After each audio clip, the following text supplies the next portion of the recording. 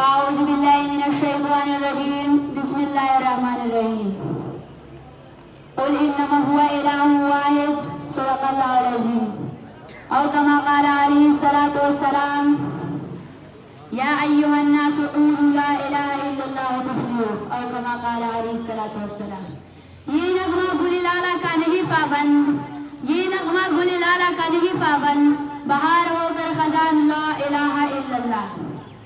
محترم جناب پرنسپل صاحب، معزز اساتذہ کرام صاحبان، دور دراز سے آنے والے والدین صاحبان اور میرے ادارے کے چمکتے دمکتے ہوئے ستاروں، السلام علیکم ورحمۃ اللہ وبرکاتہ.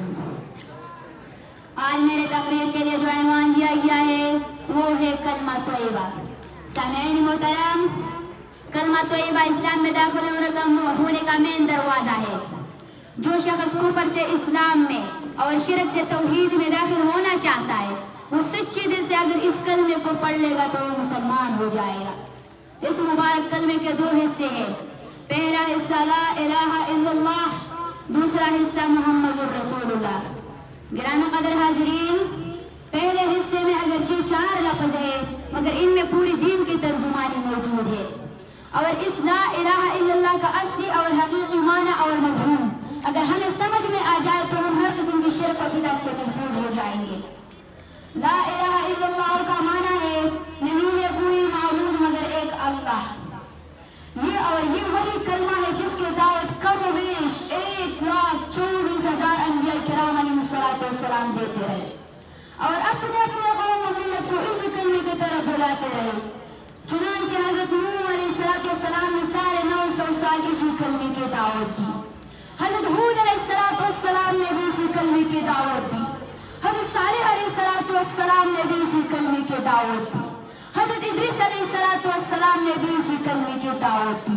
حضرت شعیب علیہ السلام نے بھی اسی کلمے کی دعوت دی. حضرت موسیٰ علیہ السلام نے بھی اسی کلمے کی دعوت دی. حضرت عیسیٰ علیہ السلام نے بھی اسی کلمے کی دعوت دی. اور سب سے آخر میں میرے اور آپ سب کے محبوب پیغمبر حضرت محمد صلی اللہ علیہ وسلم نے بھی اسی کلمے کی دعوت دی اور فرمایا قولوا لا الہ الا اللہ تفلحوا. اے لوگو لا الہ الا اللہ کی گواہی دے دو، کامیاب ہو جاؤں گے.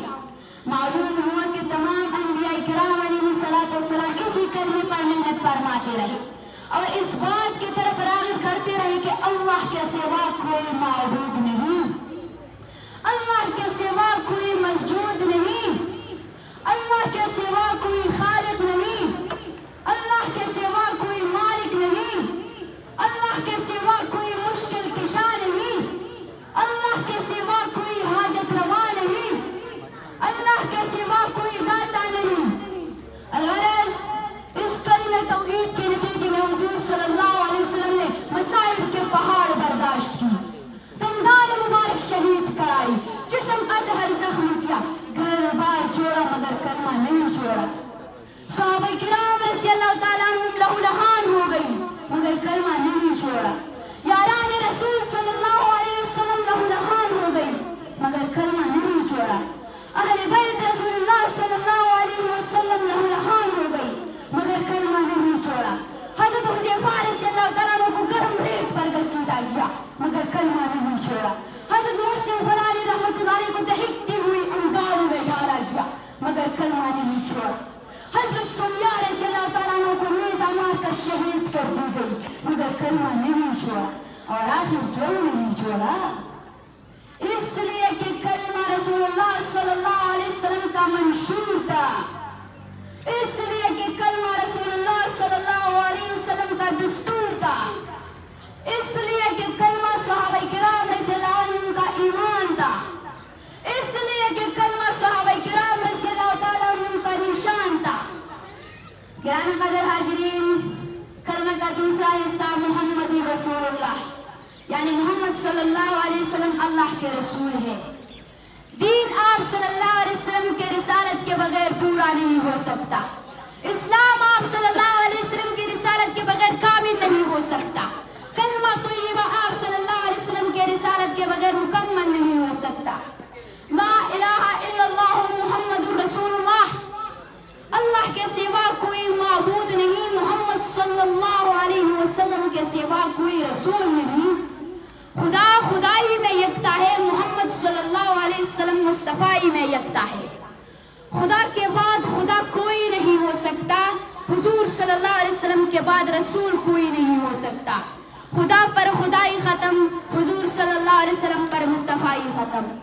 میں اپنے تقریر کو اس شعر پر ختم کرنا چاہتا ہوں کہ نہ امیر ہوں نہ رئیس ہوں نہ میں بادشاہ نہ وزیر ہوں، نہ امیر ہوں نہ رئیس ہوں نہ میں بادشاہ نہ وزیر ہوں، دری مصطفیٰ صلی اللہ علیہ وسلم ہے میری سلطنت، اسی سلطنت کا فقیر ہوں۔ والسلام، پاکستان زندہ باد۔